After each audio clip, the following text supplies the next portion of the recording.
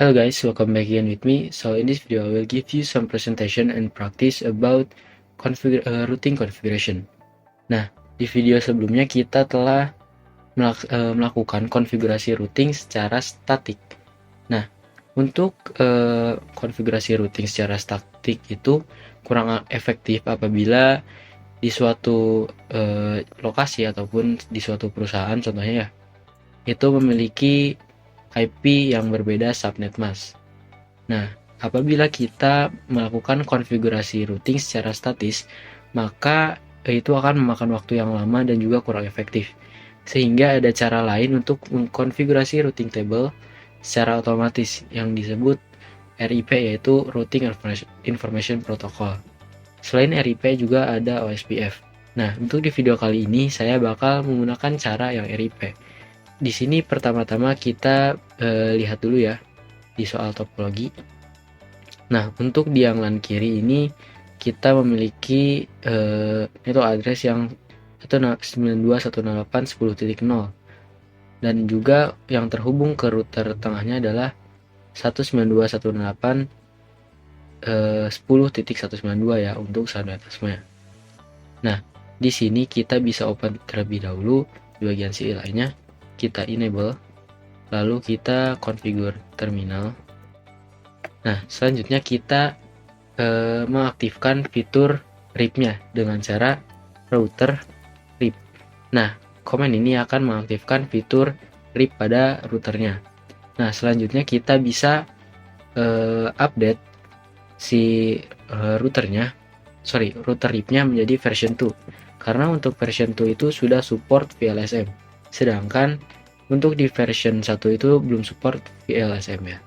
Nah, selanjutnya juga kita bisa ketik no auto summary. Nah, apa fungsi no auto summary? Jika kita masih mengaktifkan auto summary, maka nanti IP yang di sini, kan di sini tuh IP-nya VLSM ya. Nah, contohnya di seperti yang ini 192.168.10.0. Kita bisa buka yang sini. 10.0 di yang LAN kiri. Apabila auto summary-nya masih dinyalakan, nanti yang 192.168.10.0/26 ini bakal digabungkan dengan yang 192.168.10.192 ya. Yang 10.0 itu nyambung ke LAN kiri dan 192 itu nyambung ke yang router tengah. Nah, apabila auto summary-nya masih dinyalakan, nanti IP-nya tuh bakal digabungkan. Yang tadinya untuk yang LAN kiri itu /26 dan yang itu /30. Apabila auto summary-nya masih dinyalakan, nanti bakal digabungin menjadi /24. Jadi 10.0/24 sehingga tidak mendukung VLSM. Sehingga kita harus mengetik no auto summary agar fitur auto summary itu nanti bakal nonaktif ya.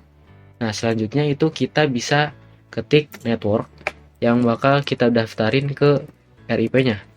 Nah, di sini yang saya bakal daftarkan itu adalah IP yang nyambung ke LAN kiri. Nah, untuk di LAN kiri itu memiliki network yang 10.0. Network 192.168.10.0. Setelah itu kita bisa enter saja. Nah, selanjutnya kita juga bakal daftarkan routing table network address yang terhubung ke arah router tengah. Nah, untuk di router kiri kita bisa tambahkan network address yang terhubung ke router tengah. Di sini itu 193 yang memiliki network address-nya adalah 192. Nah, di sini bisa dilihat range host validnya 193 yang berada di network address 192. Kita bisa ketik lagi network 192.168.10.192. Lalu kita bisa enter saja. Nah, setelah itu kita bisa untuk keluar kita bisa ketik N, lalu kita bisa ketik write biar nantinya bisa ke apply. Kita bisa tunggu saja. Sambil menunggu kita bisa lanjut ke yang router tengah ya. Nah, nanti saya bakal show buat routing table-nya setelah semua routernya beres kita setting. Nah, selanjutnya itu kita ke router tengah. Kita bisa buka yang CLI-nya. Kita enable configure terminal. Nah, selanjutnya juga sama seperti yang sebelumnya, yaitu kita perlu menyalakan menyalakan fitur RIP-nya di router yang di tengah ini menggunakan router RIP, lalu enter, dan lupa untuk mengupdate versinya menjadi version 2 agar support VLSM, variable length subnet mask. Lalu selanjutnya itu kita ketik no auto summary.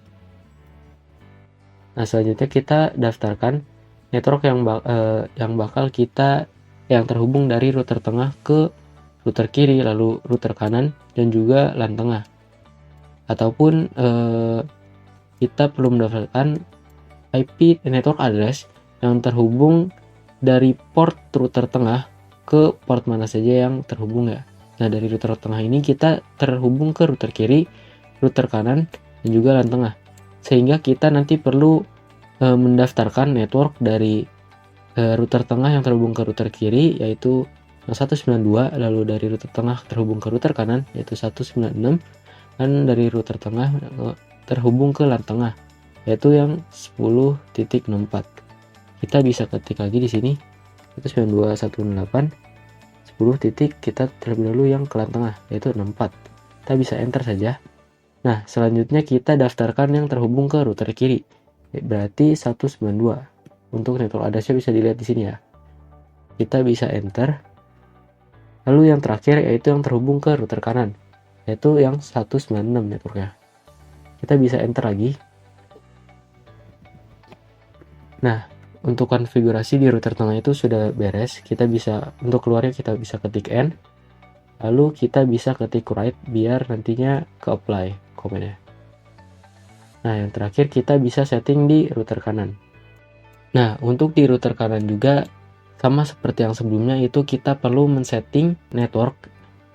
Untuk network yang nanti kita bakal daftarkan itu adalah network yang terhubung ke router yang bakal kita setting. Nah, untuk di router kanan itu kita terhubungnya itu ke LAN kanan dan juga router tengah. Nah, untuk di router tengah itu berarti kita yang dari tengah ke kanan berarti yang ini ya 196, lalu dari router kanan ke LAN kanan itu yang 128. Berarti nanti untuk network yang kita daftarkan adalah yang 192.168.10.128 dan juga yang titik 196. Kita bisa nyalakan terlebih dahulu fitur RIP-nya, yaitu dengan router RIP. Lalu selanjutnya kita bisa ketik version 2 untuk mengupdate dari versi 1 ke versi 2, lalu no auto summary. Selanjutnya kita tinggal daftarkan network yang bakal kita setting di sini, yaitu dari router kanan ke router tengah, lalu router kanan ke LAN kanan. Berarti yang 128.168.128, lalu kita bisa enter saja. Lalu yang selanjutnya itu kita bisa daftarkan yang 196. Kita enter juga. Nah, untuk konfigurasi di router kanan juga sudah beres. Kita bisa ketik N lalu write aja.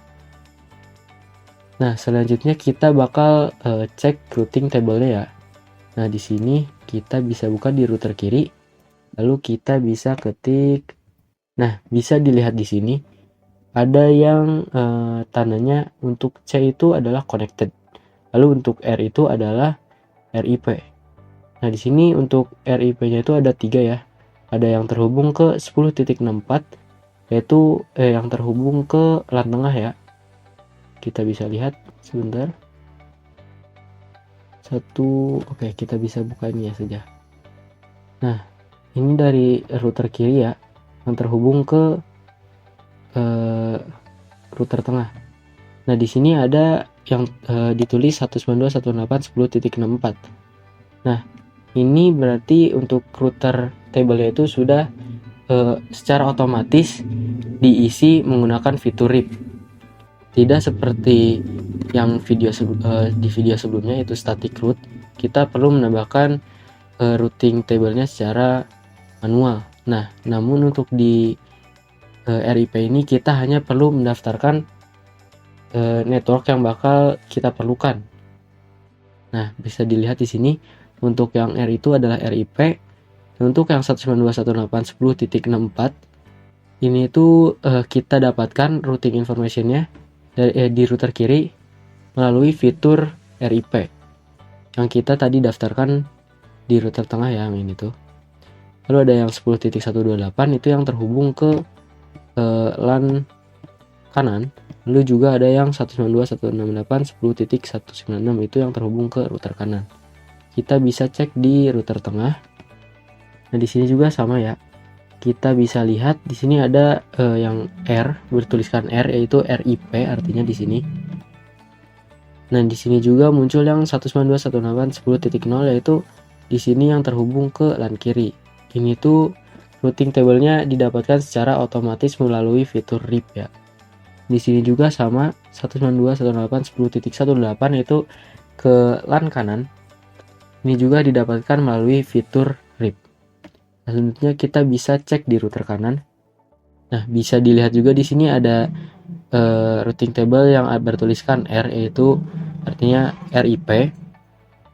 Itu mendapatkan routing table secara otomatis. Sini yang pertama itu terhubung ke LAN kiri. Lalu ada yang 10.64 itu yang terhubung ke LAN tengah. Dan yang terakhir itu terhubung ke 10.192 yaitu yang terhubung ke router kiri sini ya. Nah, artinya itu konfigurasi dari RIP-nya tuh sudah berhasil. Nah, selanjutnya kita bakal tes koneksi dari PC1 ke PC3 lalu PC1 ke PC5. Kita bisa coba ya. Kita buka ke desktop lalu oh ya, sebelum itu kita harus cek terlebih dahulu apakah dia sudah mendapat IP atau belum. Di sini sudah. Nah, kini kita bisa ping ke router PC5. PC3 terlebih dulu. Kita bisa lihat untuk PC3 itu memiliki IP yang 10.67 192.168 10.67. Kita bisa enter. Di sini biasanya awal-awal itu bakal payload terlebih dahulu ataupun request timeout. Namun selanjutnya bakal memunculkan reply ya, yang artinya konfigurasi itu ataupun PC1 ya itu sudah bisa ping ke PC3. Kita coba lagi sekali lagi. Bisa dilihat ini reply. Nah, selanjutnya kita coba ping ke PC5. PC5 memiliki IP 10.130. 130. Kita enter. Awal-awal seperti biasa itu bakal request timeout terlebih dahulu sekali, habis itu bakal reply. Bisa dilihat dari PC1 juga sudah bisa ping ke PC5. Jadi PC1 itu sudah bisa ping ke PC3 dan juga PC5. Selanjutnya kita bakal coba dari PC3 ke PC1 dan juga PC5. Kita bisa dibuka di sini ping 192.168 10 kita bisa lihat IP dari PC1 memiliki IP 10.3. Kita bisa ketik 10.3 lalu enter. Ini juga sudah reply ya. Dari PC3 itu sudah bisa ping ke PC1. Lalu kita coba dari PC3 kita ping ke PC5. 130 kita enter. Dan juga dari PC3 sudah bisa ping ke PC5. Itu dengan IP 10.130. Lalu kita coba dari PC5 ke PC1 dan juga PC2. Kita coba ping lagi. Itu 192.168 10.3. Kita enter. Dan sini juga sudah reply ya, dari PC5 bisa ping ke PC1. Kita coba ke PC2 nya. Dan sini juga sudah bisa. Dari PC5 sudah bisa ping ke PC3. Nah, di sini semua PC-nya sudah bisa ping ke LAN yang berbeda ataupun dari network di sini network A sudah bisa ping ke network B. Begitupun juga ke network C menggunakan fitur yang namanya RIP, yaitu Routing Information Protocol.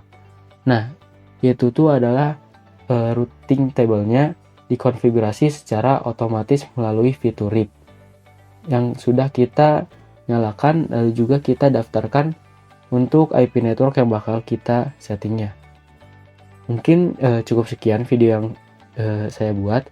Apabila ada yang ingin ditanyakan bisa ketik saja di kolom komentar. And see you next time guys. Bye bye.